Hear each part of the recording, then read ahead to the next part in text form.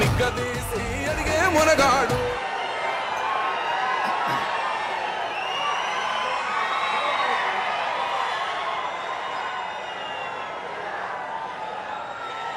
మిత్రులారా,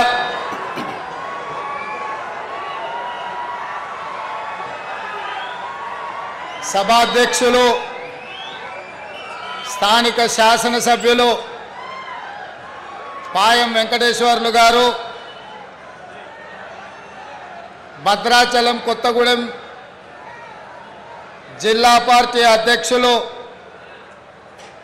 మిత్రులు పోడెం వీరయ్య గారు, ఈ కార్యక్రమంలో ముఖ్య అతిథులుగా పాల్గొన్న ఉప ముఖ్యమంత్రి మిత్రులు బట్టి విక్రమార్క గారు, కార్యక్రమంలో పాల్గొన్న ఖమ్మం జిల్లా ఇన్ఛార్జ్ మంత్రివర్యులు కోమటిరెడ్డి వెంకటరెడ్డి గారు, పెద్దలు ఉత్తమ్ కుమార్ రెడ్డి గారు, మిత్రులు శ్రీధర్ బాబు గారు,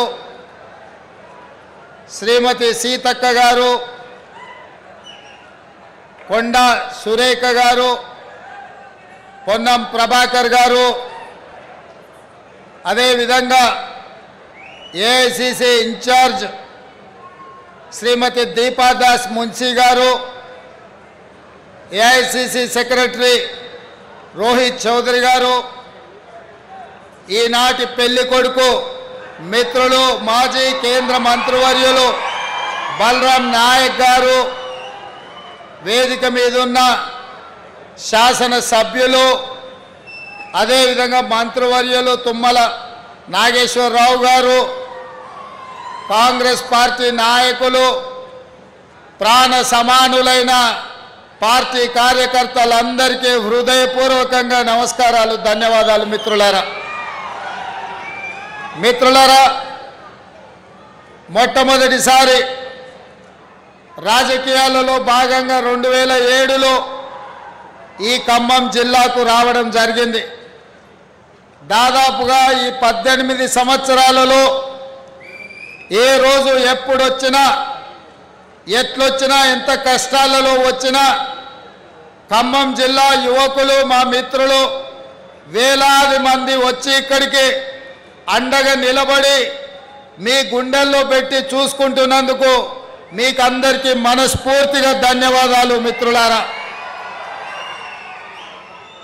నాకు మీకు రక్త సంబంధం లేకపోయినా మీ రక్తాన్ని చెమటగా మార్చి కాంగ్రెస్ పార్టీ జెండాను మీ భుజాల మీద మోసి మొన్న జరిగిన శాసనసభ ఎన్నికల్లో 10లో 9 అసెంబ్లీలు గెలిపించి ఈనాడు ఇందిరమ్మ రాజ్యం కాంగ్రెస్ ప్రభుత్వాన్ని ఖమ్మం జిల్లాలో ఉండే కార్యకర్తలు ఏర్పాటు చేసిండ్రు.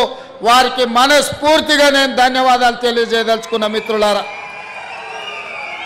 మిత్రులారా, సూర్యుడు ఎట్లయితే తూర్పున ఉదయించి ప్రపంచానికి వెలుగునిస్తాడో, తెలంగాణకు కూడా భద్రాచలం, మనుగూరు, ఖమ్మం జిల్లా ప్రాంతం తూర్పునే ఉంటుంది. ఇవాళ ఇందిరమ్మ ఇండ్ల పథకాన్ని భద్రాచలంలో శ్రీరామచంద్రుడి ఆశీర్వాదం తీసుకొని ప్రారంభించి ఇవాళ ప్రజా దీవెన సభ మన మనుగూరులో పినపాక శాసనసభ నియోజకవర్గంలో పెట్టి వేలాది మంది ఇక్కడికి తరలి వచ్చి తెలంగాణ రాష్ట్రానికి అటువైపున బీఆర్ఎస్ బీజేపీ నాయకులను ఖబర్దార్ బిడ్డలారా, తెలంగాణ రాష్ట్రంలో కాంగ్రెస్ జెండాను ఎగిరేస్తామని మీరందరూ ఇక్కడికి వచ్చినందుకు మనస్ఫూర్తిగా అభినందిస్తున్నా. మిత్రులారా, మీరు ఆలోచన చేయండి. ఆనాడు కష్టాలలో ఉన్నప్పుడు, కార్యకర్తల మీద అక్రమ కేసులు పెడుతున్నప్పుడు, కాంగ్రెస్ అభిమానులు జైళ్లలో మగ్గుతున్నప్పుడు, పార్టీ నాయకులు భయపడి ఇళ్లలో దాక్కున్నప్పుడు కార్యకర్తలే ధైర్యం చేసి కట్టె చేత బట్టి కాంగ్రెస్ జెండాను మోసి రాబోయే ఎన్నికల్లో కాంగ్రెస్ ను అధికారంలోకి తెస్తామని కొట్లాడింది. ఇవాళ అధికారం తెచ్చింది, అధికారం నిలబెట్టింది మీరే అని చెప్పి నేను ఈ సందర్భంగా చెప్పదలుచుకున్నా. మిత్రులారా, సెప్టెంబర్ 17, 2023 నాడు శ్రీమతి సోనియా గాంధీ గారు రంగారెడ్డి జిల్లా తుక్కుగూడలో రాజీవ్ గాంధీ ప్రాంగణంలో 6 గ్యారెంటీలను తెలంగాణ సమాజానికి అభయహస్త రూపంలో మాటిచ్చింది. సోనియా గాంధీ గారు గాంధీ కుటుంబం అంటే మాట ఇస్తే మాట తప్పని మడమ తిప్పని నాయకురాలు ఎవరైనా ఈ దేశంలో ఉన్నారు అంటే అది శ్రీమతి సోనియా గాంధీ గారు అని చెప్పి నేను చెప్పదలుచుకున్నా. 2004లో ఆనాడు శ్రీమతి సోనియా గాంధీ గారు కరీంనగర్ జిల్లాలో తెలంగాణ ప్రజలకు మాట ఇచ్చింది. 60 సంవత్సరాల ఆకాంక్ష, వందలాది మంది విద్యార్థుల ఆత్మ బలిదానం, మరీ ముఖ్యంగా 69 తెలంగాణ ఉద్యమం ఈ ఖమ్మం గడ్డ మీదనే పురుడు పోసుకున్నది.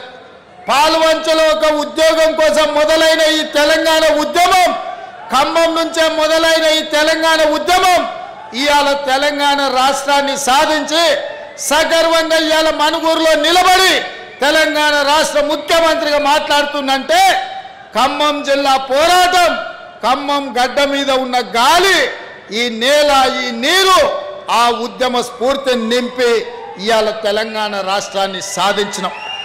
ఆ స్ఫూర్తితో మొదలైన తెలంగాణ ఉద్యమం ఇవాళ తెలంగాణ రాష్ట్రాన్ని సాధించినాం. సాధించిన తెలంగాణ రాష్ట్రంలో కల్వకుంట్ల చంద్రశేఖరరావు 2 సార్లు 10 సంవత్సరాలు ముఖ్యమంత్రి అయి దళితులకు 3 ఎకరాల భూమి ఇస్తాని, డబుల్ బెడ్రూమ్ ఇల్లు ఇస్తాని, గిరిజనులకు పోడు భూముల పట్టాలు ఇస్తాని, గిరిజనులకు 12% రిజర్వేషన్ ఇస్తాని, మైనారిటీలకు 12% రిజర్వేషన్ ఇస్తాని, ఇంటికో ఉద్యోగం ఇస్తాని ఇవాళ రకరకాల హామీలు ఇచ్చి తెలంగాణ సమాజాన్ని మోసం చేసిండు. కానీ ఖమ్మం జిల్లా ఒక గొప్ప చరిత్ర కలిగిన జిల్లా. 2014 కానీ 2018 కానీ 2023 కానీ ఏ ఎన్నికల్లో బీఆర్ఎస్ పార్టీని నమ్మలేదు, ఈ గడ్డ మీద గెలవనీయలేదు. బీఆర్ఎస్ను గడిచిన 3 ఎన్నికల్లో 100 మీటర్ల గోతి తీసి పాతి పెట్టిన జిల్లా ఏదైనా ఉందంటే ఉమ్మడి ఖమ్మం జిల్లా.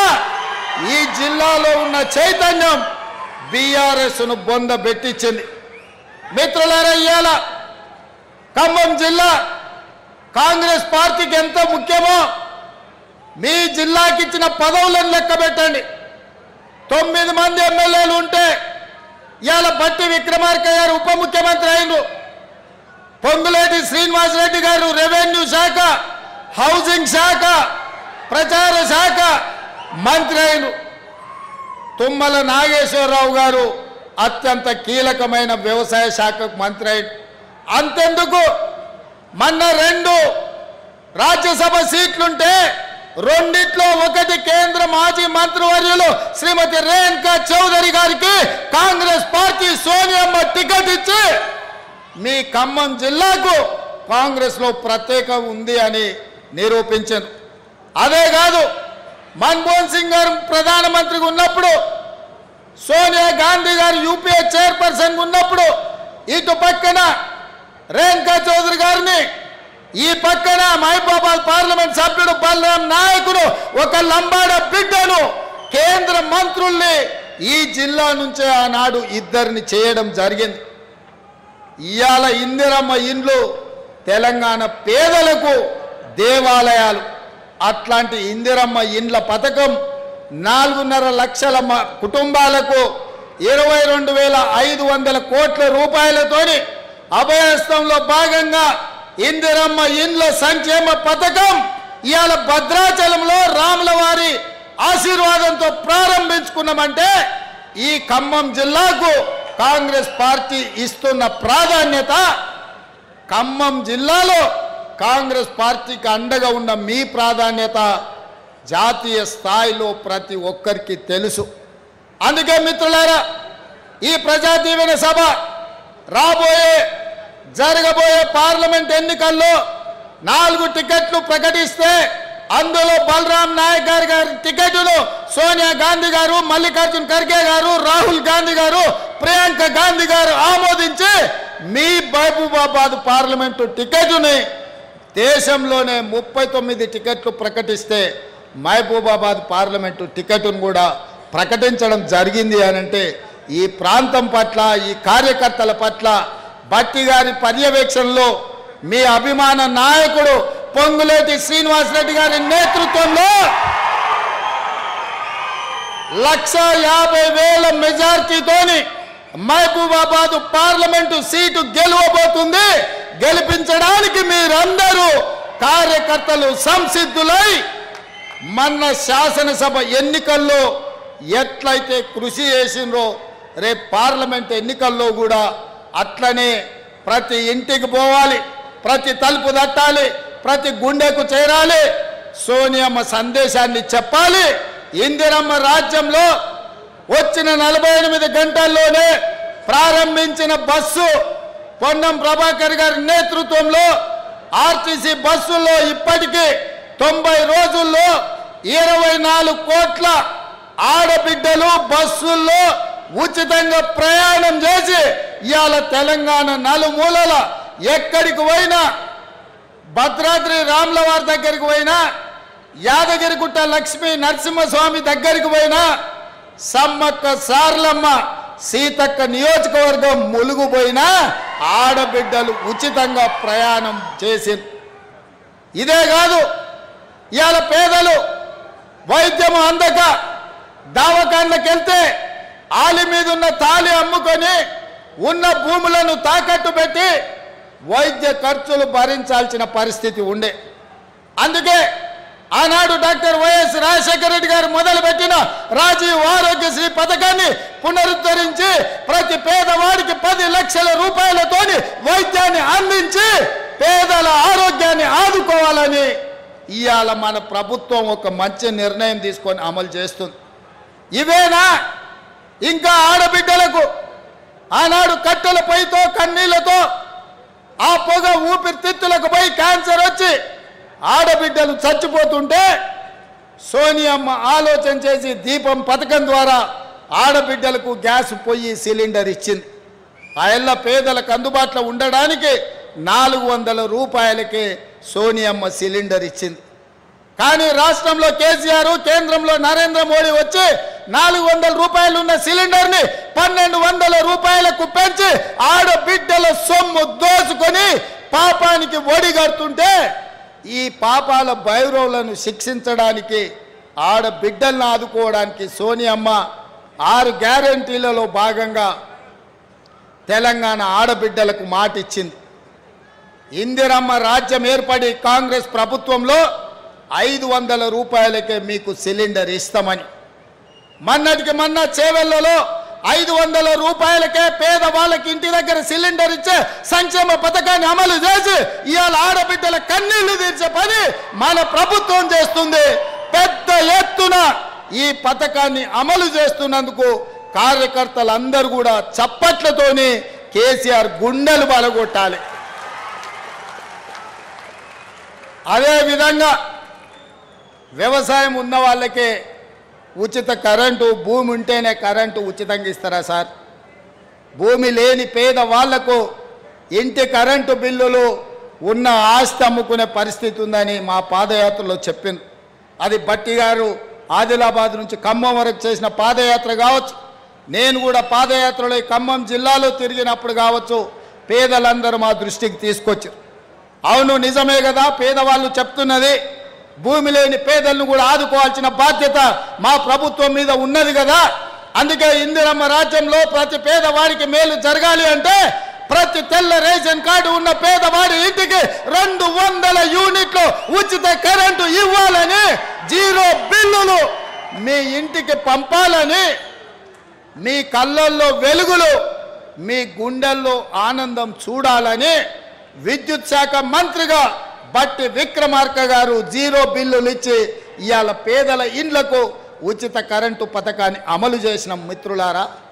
ఈ 4 పథకాలే కాదు, ఈరోజు మీ నాయకుడు పొంగులేటి శ్రీనివాసరెడ్డి గారి ఆధ్వర్యంలో ఉన్న గృహ నిర్మాణ శాఖలో పేదవాళ్ళని ఆదుకోవడానికి ఆనాడు కేసీఆర్ అన్నాడు,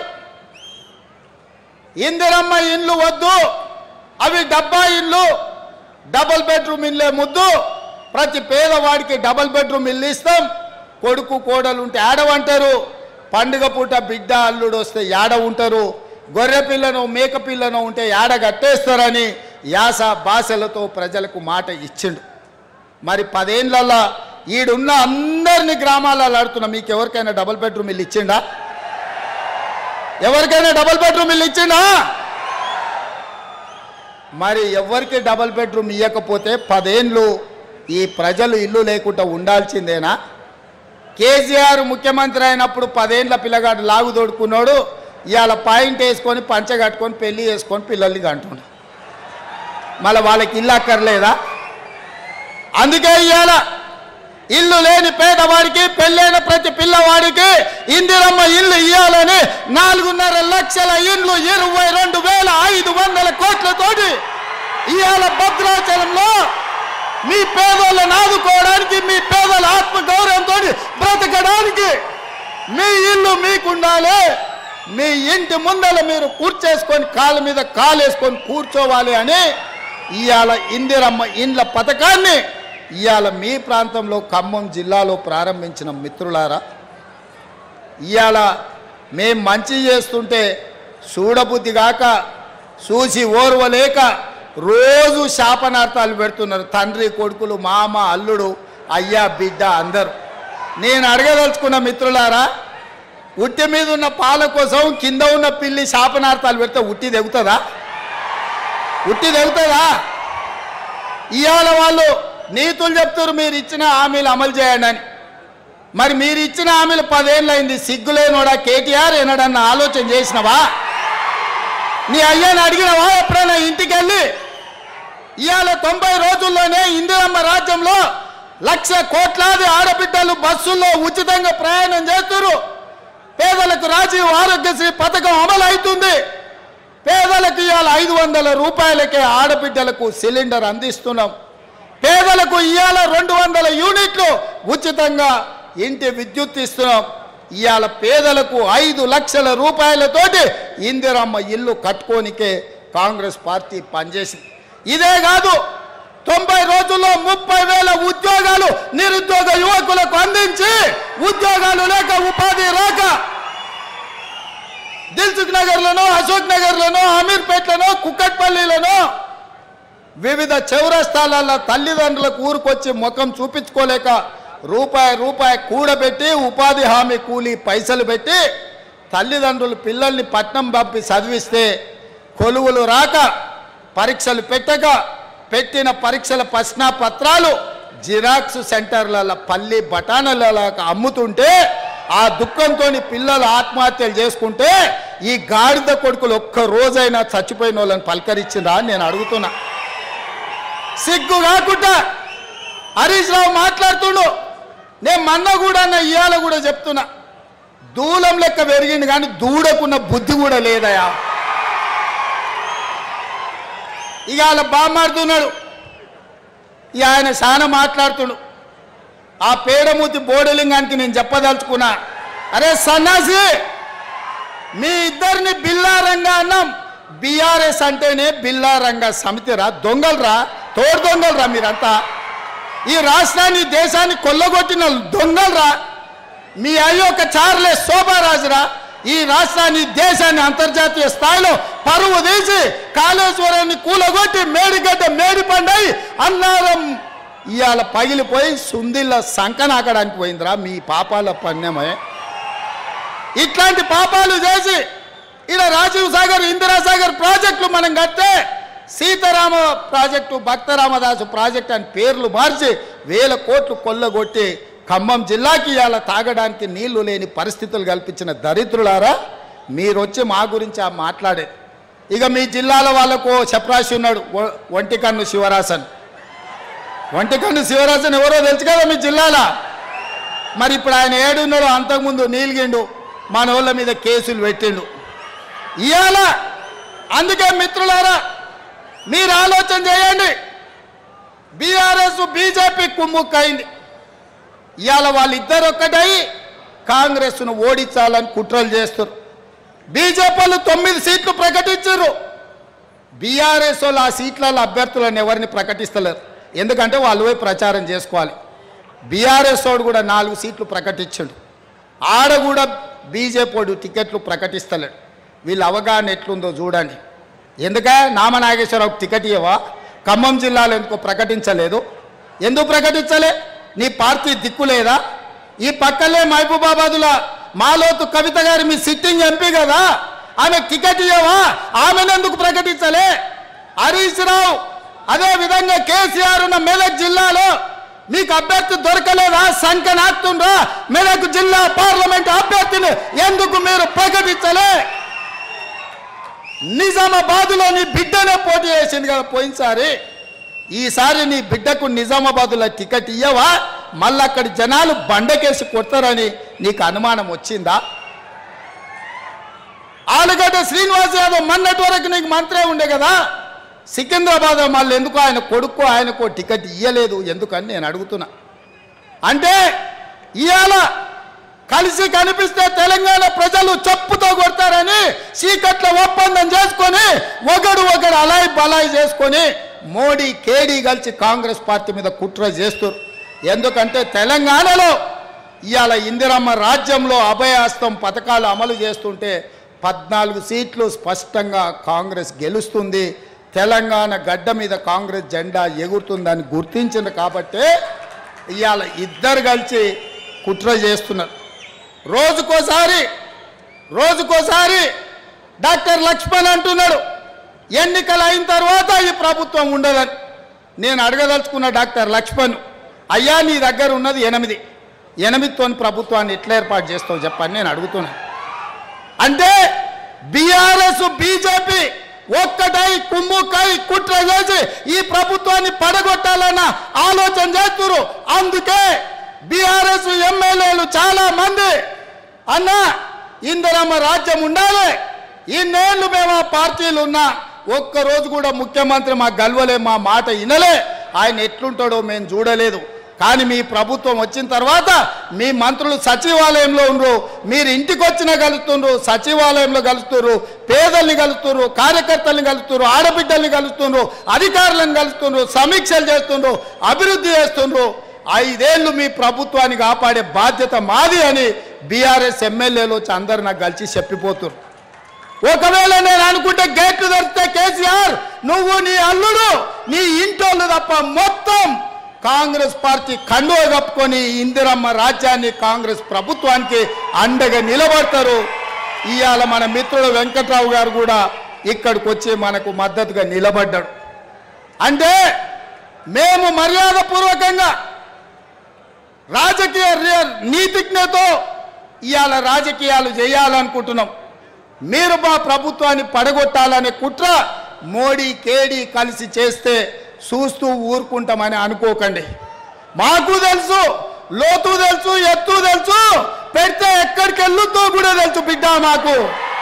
అనుకుంటున్నారేమో మీరు అల్లా తప్పకొచ్చిండు అయ్య పేరు చెప్పుకుండని. బిడ్డ నల్లమల నుంచి తొక్కుకుంటా ప్రగతి భవన్లో బద్దలు కొట్టి నిన్ను బజార్లోకి ఇడిచి ఇందిరమ్మ రాజ్యం కాంగ్రెస్ ప్రభుత్వాన్ని తీసుకొచ్చినాం. అందుకే చివరిగా ఒక్క మాట చెప్పదలుచుకున్నా, మాతో గోక్కోవద్దు బిడ్డ, గోక్కున్నాడు ఎవడు బాగుపడాలి. చాలామంది ఇట్లా అనుకున్నారు, ఎన్నికల కంటే ముందు కాంగ్రెస్ ఏడుందని అన్నారు. ఇవాళ సన్నాసులకు చెప్తున్న మనుగూరు వచ్చి చూడు కాంగ్రెస్ ఏడుందో చెప్తారు. ఈ వేదిక మీద చూడుని, ఆ కింద మా కార్యకర్తల్ని చూడుని. మా కార్యకర్తల సప్పులకు మీ గుండెలు పగిలి సావాలి బిడ్డ. అందుకే మిత్రులారా, మా పాయం వెంకటేశ్వర్లు గోదావరి కరకట్ట నిర్మాణాల గురించి చెప్పిండు. మా పాయం వెంకటేశ్వర్లు గోదావరి వరద ముంపు గ్రామాల కుటుంబాలకు ఇండ్ల పట్టాలు ఇవ్వాలి, ఇండ్లు ఇవ్వాలని చెప్పిండు. సీతారామ ప్రాజెక్టుకు సంబంధించి ఇంకా కొంత అభివృద్ధి చేయాలని చెప్పిండు. అదేవిధంగా పులుసుబంత ప్రాజెక్టు నిర్మాణం చేపట్టాలని చెప్పిండు. పోడు భూముల పట్టాలు ఇవ్వాలని చెప్పిండు. ఇంకా చాలా విషయాలు మా మిత్రుడు పాయం వెంకటేశ్వర్లు తీసుకొచ్చిండు. అందుకే మా పెద్దలు బట్టి విక్రమార్క గారికి, పొంగులేటి శ్రీనివాసరెడ్డి గారికి, అదేవిధంగా అన్న ఉత్తమ్ కుమార్ రెడ్డి గారికి ఈ ప్రాజెక్టులకు సంబంధించి అన్ని సవివరంగా సమీక్షించి వీటన్నిటిని చేసే బాధ్యతను కాంగ్రెస్ పార్టీ తీసుకుంటుంది. కాంగ్రెస్ పార్టీ ఇదంతా చేయాలి అంటే మీరందరూ కాంగ్రెస్ పార్టీకి అండగా నిలబడాలి. మీరు ఇచ్చే బలం 1000 ఏనుగుల బలం. ఇవాళ మిమ్మల్ని చూసినాక నాకు 1000 ఏనుగుల బలం వచ్చింది. ఎవడు అడ్డం వచ్చినా పండబెట్టి తొక్కే బాధ్యత నేను తీసుకుంటాం మిత్రులారా. అందుకే మిత్రులారా, మళ్ళా ఎన్నికలప్పుడు వస్తా. ఈరోజు సోనియా గాంధీ గారు బలరాం నాయకును మాజీ కేంద్ర మంత్రిని మహబూబాబాద్ పార్లమెంట్ అభ్యర్థిగా నిలబెట్టిండ్రు. 150,000 ఓట్లతోటి మహబూబాబాద్ ఎంపీగా గెలిపించండి. మీ సమస్యల్ని పరిష్కరించే బాధ్యత కాంగ్రెస్ పార్టీ ఇందిరమ్మ రాజ్యంలో తీసుకుంటామని తెలియజేస్తున్నా. మీరందరూ సిద్ధమేనా? సిద్ధమేనా? సిద్ధమేనా? సిద్ధమేనా? సిద్ధమేనా? సిద్ధమేనా? గట్టిగా, ఇంకా గట్టిగా, ఇంకా గట్టిగా కేసీఆర్ గుండెలు వలగాలి, ఢిల్లీలో మోడీ చెవులు వలగాలి. సిద్ధమేనా? సిద్ధమన్న వాళ్ళందరూ చేయి పైకెత్తండి. జై కాంగ్రెస్, జై జై కాంగ్రెస్. హస్తం గుర్తుకే, హస్తం గుర్తుకే. ధన్యవాదాలు మిత్రులారా.